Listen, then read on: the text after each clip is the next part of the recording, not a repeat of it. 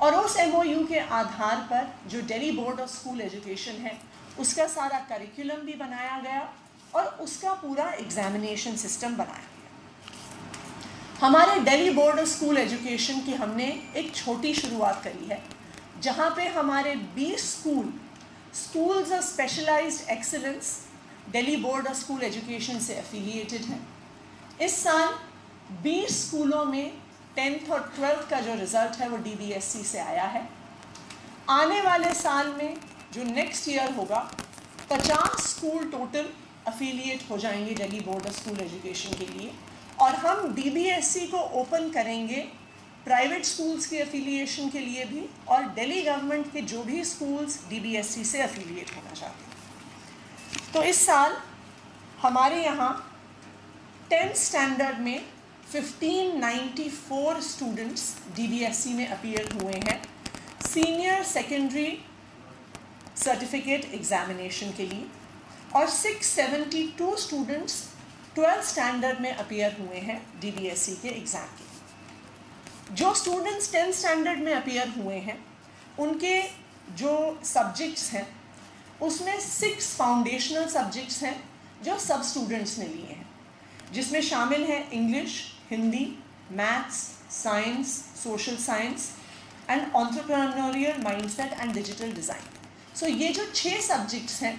इनको सारे हमारे 1594 स्टूडेंट्स ने लिया। लेकिन जैसा कि आप जानते हैं हमारे जो स्कूल्स ऑफ स्पेशलाइज्ड एक्सीलेंस हैं वो 9th स्टैंडर्ड से ही स्पेशलाइजेशन हमारे स्टूडेंट्स को देते हैं।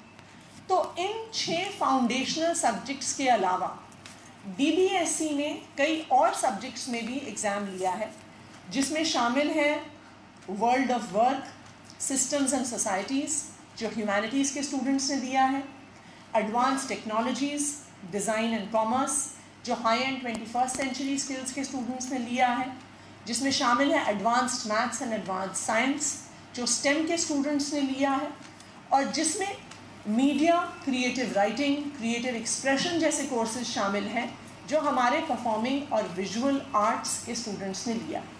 सो कुल मिलाकर 1594 स्टूडेंट्स ने ये एग्ज़ाम्स लिए हैं।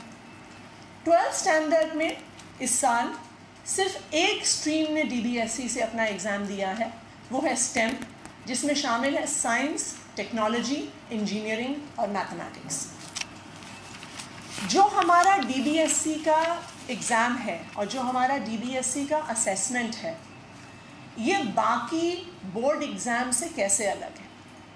सबसे पहली बात, अगर आप बोर्ड एग्ज़ाम्स का सिस्टम देखिए तो बोर्ड एग्ज़ाम साल में एक बार होते हैं और 3 घंटे के एग्ज़ामिनेशन पर बच्चे का पूरा फ्यूचर निर्धारित हो जाता है। मान लीजिए कोई स्टूडेंट बीमार हो जाए, किसी को ज़्यादा स्ट्रेस हो जाए, किसी कारणवश वो अपना एग्ज़ाम नहीं ठीक से दे पाता बोर्ड एग्ज़ाम, तो उस बच्चे का फ्यूचर ख़राब हो जाता है। और फिर काफ़ी स्टूडेंट्स ये भी सोचते हैं कि एक साल ड्रॉप करके फिर से हमें एग्ज़ाम लेना पड़े, क्योंकि हमारा सिर्फ एक दिन हम अपनी अच्छे से पढ़ाई नहीं कर पाए और अच्छे से एग्ज़ाम नहीं दे पाए। इस प्रॉब्लम को सॉल्व करने के लिए DBSC के 2 टर्म एग्ज़ाम्स होते हैं। फर्स्ट सेमेस्टर और सेकंड सेमेस्टर दोनों के नतीजे एंड ऑफ ईयर एग्ज़ाम्स में जो आपका फाइनल रिज़ल्ट है उसमें शामिल होते हैं। दूसरी बात, साल भर में जो स्टूडेंट्स काम करते हैं और जो उनका प्रोजेक्ट वर्क होता है उसको भी DBSC के रिज़ल्ट्स में शामिल किया जाता है। तो ये एक बहुत बड़ा बदलाव है DBSC का बाकी सब बोर्ड एग्ज़ाम से, कि ये असेसमेंट जो है सिर्फ एक single end of year 3 hour exams पे आधारित नहीं है। ये ईयर लॉन्ग असेसमेंट है और बच्चों की साल भर में उन्होंने जो परफॉर्म किया है उसके आधार पर हम असेस करते हैं। दूसरा महत्वपूर्ण क्राइटेरिया हमारे DBSC के एग्ज़ाम्स में जो अलग है कि जो स्टूडेंट्स एग्ज़ाम देते हैं ये एग्ज़ाम रोट लर्निंग के आधार पर नहीं होता। हर सब्जेक्ट का एक अलग अलग क्राइटेरिया बनाया जाता है जिसके आधार पर स्टूडेंट्स को असेस किया जाता है। फॉर एग्ज़ाम्पल, मैथ्स में सिर्फ सिलेबस बेस्ड असेसमेंट नहीं है, क्राइटेरिया बेस्ड असेसमेंट है। तो कोई भी मैथ्स का एग्ज़ाम होगा उसमें क्राइटेरिया है number 1 knowing and understanding, number 2 investigating patterns and number 3 applying mathematics in the real world context. उसी तरह से सोशल साइंसेस जो एक बिल्कुल ऐसा सब्जेक्ट माना जाता है कि भाई हिस्ट्री, ज्योग्राफी, सिविक्स, इन सब में तो बढ़िया से रट्टा मार के हमें एग्ज़ाम देना है, जितना अच्छा रट्टा मारेंगे उतना अच्छा हमारा एग्ज़ाम रिज़ल्ट आएगा। DBSC में सोशल साइंसेस में 4 क्राइटेरिया हैं। Number 1 knowing and investigating, number 1 knowing and understanding, number 2 investigating, number 3 communicating, number 4 thinking critically.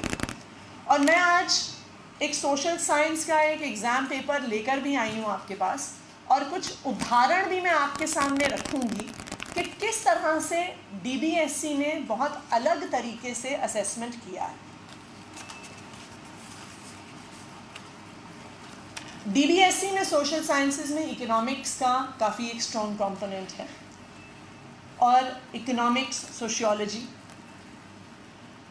सो ये जो क्वेश्चन है जो अभी मैं आपसे शेयर करूंगी, ये लेबर मार्केट्स एंड इकोनॉमी पर एक चैप्टर है और टॉपिक्स हैं उससे रिलेटेड हैं। लेकिन यहाँ पर स्टूडेंट से ये नहीं पूछा जाता कि ऑर्गेनाइज सेक्टर के 5 कैरेक्टरिस्टिक बताइए, अनऑर्गेनाइज सेक्टर के 5 कैरेक्टरिस्टिक बताइए। इसमें case study of Rama works in an office. She attends her office from 9:30 a.m. to 5:30 p.m. Gets her salary regularly at the end of every month. She gets PF. She does not go to office on Sundays. She got an appointment letter. फिर कहते हैं कि रमा का neighbour है Vinod. Vinod is Rama's neighbor. He is a daily wage laborer in a nearby grocery store. He has no paid leave or holidays. दोनों के कामों का डिस्क्रिप्शन दिया जाता है और फिर स्टूडेंट से पूछा जाता है, based on your understanding of the case studies of Rama and Vinod, compare and contrast their working conditions and identify the sectors of the economy in which they are both working. तो अगर स्टूडेंट एग्जाम में रट कर आता है तो वो ऐसे सवालों का जवाब